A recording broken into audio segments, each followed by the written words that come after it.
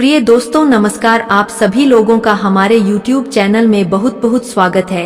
दोस्तों आप लोग बहुत भाग्यशाली हो जिन्होंने भागवत गीता सुनने का मन बनाया है। दोस्तों भागवत गीता हमारे हिंदू धर्म की सबसे पवित्र ग्रंथ है। तो दोस्तों हमारा भी एक कर्तव्य बनता है कि हमें थोड़ा बहुत भागवत गीता के बारे में जानकारी होना बहुत जरूरी है। तो दोस्तों हम कुछ जानकारी आपके साथ शेयर करना चाहते हैं।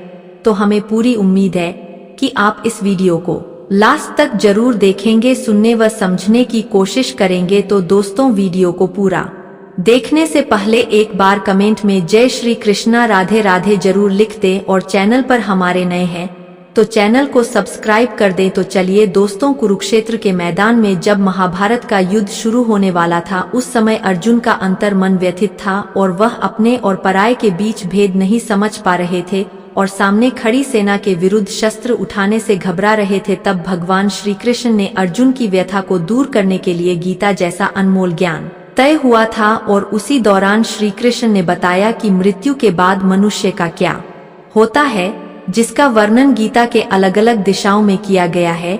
आज की इस वीडियो में आपका स्वागत है। दोस्तों गीता में बताया गया है कि जब श्री कृष्ण अर्जुन को यह अनमोल ज्ञान दे रहे थे उसी दौरान अर्जुन ने पूछा कि कृपया कर यह बताइए कि मृत्यु के बाद मनुष्य का क्या होता है। तब भगवान श्री कृष्ण ने अर्जुन को बताया कि हे पार्थ, इस सृष्टि के प्राणियों को मृत्यु के पश्चात अपने अपने कर्मों के अनुसार पहले तो उन्हें दूसरे लोग यानी कि परलोक में जाकर कुछ समय व्यतीत करना पड़ता है, जिस दौरान वह पिछले जन्मों में किए हुए पुण्य कर्मों अथवा पाप कर्म का फल होते हैं। फिर जब उनके पुण्य और पापों का हिसाब सुख दुख भोगने के बाद खत्म हो जाता है तब वह इस मृत्यु लोक में फिर से जन्म लेते हैं। इसलिए मृत्यु लोक को कर्म लोक कहा जाता है, क्योंकि मृत्यु लोक ही वह लोक है जहां प्राणी को वह कर्म करने का अधिकार है जिससे उसका प्रारब्ध निश्चित होता है।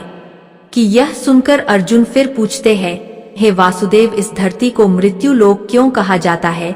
तब श्री कृष्ण बताते हैं कि अर्जुन, तीनों लोकों में पृथ्वी लोक ही एकमात्र ऐसा स्थान है जहां प्राणी जन्म और मृत्यु की पीड़ा सहते हैं, अर्थात धरती के अलावा और कोई ऐसा स्थान नहीं जहां किसी भी प्राणी का जन्म मृत्यु हो, क्योंकि मैंने पहले भी बताया था कि मृत्यु केवल शरीर की होती है, आत्मा की नहीं। और इसके बाद अर्जुन फिर पूछते हैं कि आपने बताया है परंतु मृत्यु के पश्चात आत्मा को दुख भोगने के लिए नरक में जाना पड़ता है। इसका अर्थ यह हुआ कि आत्मा को केवल पृथ्वी पर ही नहीं बल्कि स्वर्ग नरक में आत्मा को सुख दुख भोगने पड़ते हैं। और अर्जुन के मुख से ऐसी बातें सुनकर भगवान श्री कृष्ण मुस्कुराते हुए कहते हैं, ऐसा मैंने कब कहा था? तो तुम्हें पहले ही बता दिया था कि आत्मा को कहीं किसी भी स्थान पर या किसी काल में भी सुख दुख छू नहीं सकते, क्योंकि आत्मा परमेश्वर अर्थात माया के अधीन नहीं बल्कि माया मेरे अधीन है और सुख दुख तो माया की रचना है। और यही कारण है कि जब माया मुझे अपने गहरे में नहीं ले सकती है, फिर तुम ही बताओ कि ऐसे में माया के रचे हुए सुख और दुख मुझे कैसे छोड़ सकते हैं। अर्जुन कहते हैं कि नारायण, मैंने मान लिया कि शुद्ध केवल शरीर के आत्मा के। श्री कृष्ण अर्जुन से कहते हैं कि हे पांडुपुत्र अर्जुन, और इसके लिए तुम्हें सबसे पहले यह समझना होगा कि जीवात्मा है क्या। हे पार्थ, जब किसी की मृत्यु होती है, शरीर के अंदर जो सूरत शरीर है वह नहीं मरता, वह सूक्ष्म शरीर आत्मा के प्रकाश को अपने साथ लिए मृत्यु लोक से निकलकर दूसरे लोगों में चला जाता है। उसी सूक्ष्म शरीर को जीवात्मा कहते हैं। यह सुन अर्जुन श्री कृष्ण को बीच में टोकते हुए पूछते हैं कि माधव, इसका अर्थ यह हुआ कि जब आत्मा एक शरीर को छोड़कर जाती है तो साथ में जीव आत्मा को भी ले जाती है। तब श्री कृष्ण मुस्कुराते हुए अर्जुन से कहते हैं, सखा, तुम जीवात्मा को जितना सरल समझते हो उसकी व्याख्या इतनी सरल नहीं है। इसलिए अब जो मैं कहने जा रहा हूँ उसे ध्यान से सुनो। जैसे किसी तालाब से जल अपने आप चलकर उससे बाहर नहीं जाता है, अगर कोई किसी बर्तन में भरकर उस तालाब के जल को ले जाता है तो वह अलग दिखाई देता है। उसी प्रकार सूक्ष्म शरीर रूपी उस आत्म ज्योति के टुकड़े को अपने अंदर रखकर अपने साथ ले जाती है। यही जीवात्मा की यात्रा एक शरीर से दूसरे शरीर में, एक से दूसरी में विचरती रहती है। इसके अलावा जीवात्मा जब किसी शरीर को छोड़कर तो उसके साथ उसके पिछले शरीर की, उसके संस्कार और उसके कर्मों का लेखा जोखा अर्थात उसके साथ में ही जाते हैं। कृष्ण के मुंह से ऐसी बातें सुनकर अर्जुन को संतुष्टि मिलती है, परंतु फिर भी मन शांत नहीं होता है और श्री कृष्ण से पूछते हैं कि हे मधुसूदन, लेकिन शरीर त्यागने के बाद ही आत्मा कहाँ जाती है? तब श्री कृष्ण अर्जुन को बताते हैं कि है धनंजय, मानव शरीर त्यागने के बाद मनुष्य को अपने प्रारब्ध अनुसार अपने पाप और पुण्य को भोगना पड़ता है। इसलिए भोग योनियां बनी है। नीच योनि या जो मनुष्य जीवित रहते हुए पुण्य कर्म करता है, उसकी जीवात्मा उच्च योनियों में स्वर्ग में रहकर अपने पुण्य भक्ति है, और पाप करने वाले मनुष्यों की जीवात्मा पापों को भोगती है। कभी ऐसा भी होता है कि कई प्राणी स्वर्ग नरक का सुख दुख पृथ्वी लोक पर ही भोग लेते हैं। यह सुनकर अर्जुन आश्चर्यचकित हो जाते हैं और उसे पूछते हैं कि ये नारायण, परंतु कोई भी मनुष्य पृथ्वी लोक पर कैसे स्वर्ग या नरक का सुख दुख भोग सकता है? तब भगवान श्री कृष्ण कहते हैं कि है अब जैसे कोई मनुष्य सभी तरह से संपन्न है, अर्थात ऐसा मनुष्य की सेवा करने के लिए कई दास दासियां हर समय खड़ी रहती है, और एक दिन अचानक उसका जवान बेटा किसी कारणवश मृत्यु को प्राप्त हो जाता है, जिससे वह सबसे अधिक प्रेम करता था। ऐसे में उस मनुष्य के दुखों का पहाड़ टूट पड़ता है और संसार की हर वस्तु मनुष्य के पास होने के बावजूद भी वह मरते दम तक दुखी रहता, अर्थात जब तक मनुष्य जवान बेटा था तब तक वह स्वर्ग के सुख की थी और पुत्र की मृत्यु हो गई थी, और इसी तरह मनुष्य को संसार में रहकर भी अपने सुख को भोगना पड़ता है। उधर अर्जुन ने भगवान श्री कृष्ण की बातें सुनकर मंत्रमुग्ध हो जाते हैं। तब उन्हें श्री कृष्ण कहते हैं कि हे अर्जुन, अगर आप भी तुम्हारे मन में मृत्यु के बारे में कोई संशय रह गया है तो मुझसे पूछ सकते हो। तब अर्जुन ने भगवान श्री कृष्ण को यह बताइए कि मनुष्य अपने पुण्यों को किन किन योनियों में और कहां कहां जाना पड़ता है। तब कृष्ण बताते हैं कि पुण्यवान मनुष्य अपने पुण्यों के द्वारा किन्नर, गंधर्व अथवा देवताओं की योनियां धारण करके स्वर्ग लोक में तब तक रहता है जब तक उसके पुण्य क्षीण नहीं हो जाते, अर्थात यह कि प्राणी के हिसाब से जितने दिनों की अवधि समाप्त हो जाती है तो उसे फिर पृथ्वी लोक में वापस आना पड़ता है और मृत्यु लोक में पुनर्जन्म धारण करना पड़ता है। यह सुन अर्जुन कहते हैं कि परंतु स्वर्ग लोक में मनुष्य के पुण्य क्यों समाप्त हो जाते हैं?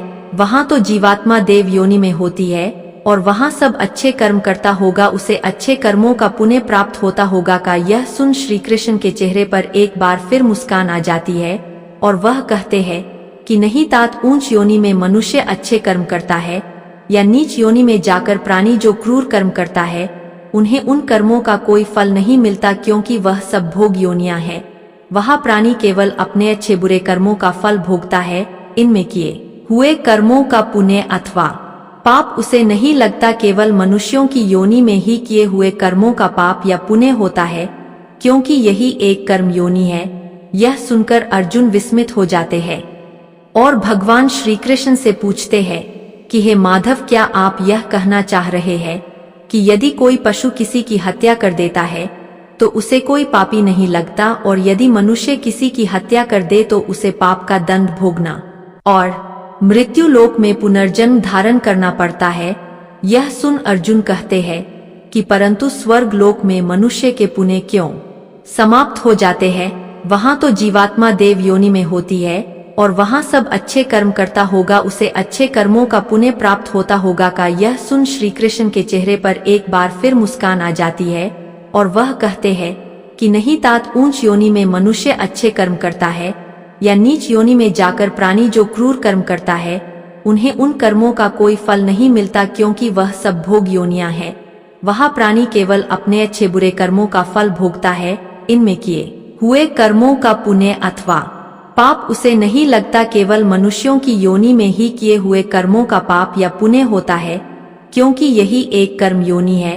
यह सुनकर अर्जुन विस्मित हो जाते हैं और भगवान श्री कृष्ण से पूछते हैं कि हे माधव, क्या आप यह कहना चाह रहे हैं कि यदि कोई पशु किसी की हत्या कर देता है तो उसे कोई पापी नहीं लगता, और यदि मनुष्य किसी की हत्या कर दे तो उसे पाप का दंड भोगना पड़ता है, परंतु ऐसा अंतर क्यों है? तब कृष्ण कहते हैं, हे धनंजय, ऐसा इसलिए है कि धरती लोक पर समस्त प्राणियों में केवल मनुष्य ही एक ऐसा प्राणी की जो विवेकशील है, और तुम ही बताओ मनुष्य के सिवा दूसरा कोई ऐसा प्राणी और है जो अच्छे बुरे की पहचान कर सकता है। इसी कारण यदि कोई हत्या करता है तो उसे उसका पाप नहीं लगता, और यही कारण है कि महापौर्णे का लेखाजोखा अर्थात प्रारंभ केवल मनुष्य बनता है। इसलिए जब मनुष्य अपने पाप और पुण्य भोग लेता है तो उसे फिर मनुष्य योनि में भेज दिया जाता है, और मनुष्य योनि प्राप्त होने पर फिर कर्म करते हैं और इस तरह सदैव जन्म मृत्यु का कष्ट भोगते रहते हैं। भगवान श्री कृष्ण से ऐसे दिव्य वचन सुनकर अर्जुन पूछते हैं कि एक शपथ ऐसा कोई स्थान नहीं है जहां से जीवात्मा को लौक करना पड़े, अर्थात उसे जन्म मरण के चक्र से मुक्ति मिल जाए। तब श्री कृष्ण अर्जुन को बताते हैं कि ऐसा स्थान अवश्य है, परमधाम, अर्थात जहां पहुंचकर कभी भी किसी जीवात्मा को वापस नहीं आना पड़ता, अर्थात जो आत्मा अपने पूर्व कर्मों द्वारा में समाहित हो जाती है, किरण के चक्र से मुक्ति मिल जाती है, और इसी को मोक्ष कहा जाता है। इसलिए मेरी यह सलाह है कि मनुष्य को चाहिए कि वह अपनी संपूर्ण जीवन काल में ऐसे कर्म करे, इससे उसे मोक्ष मिल जाए। दोस्तों, अगर यह वीडियो हमारी आपको पसंद आई हो तो वीडियो को लाइक शेयर जरूर करें, और हमारे चैनल पर नए हैं तो चैनल को सब्सक्राइब करके बेल आइकन को प्रेस कर दें ताकि ऐसे ही ज्ञानवर्धक वीडियो हम आप तक पहुंचाते रहे। हमारी पूरी वीडियो देखने के लिए बहुत बहुत धन्यवाद। जय श्री कृष्णा।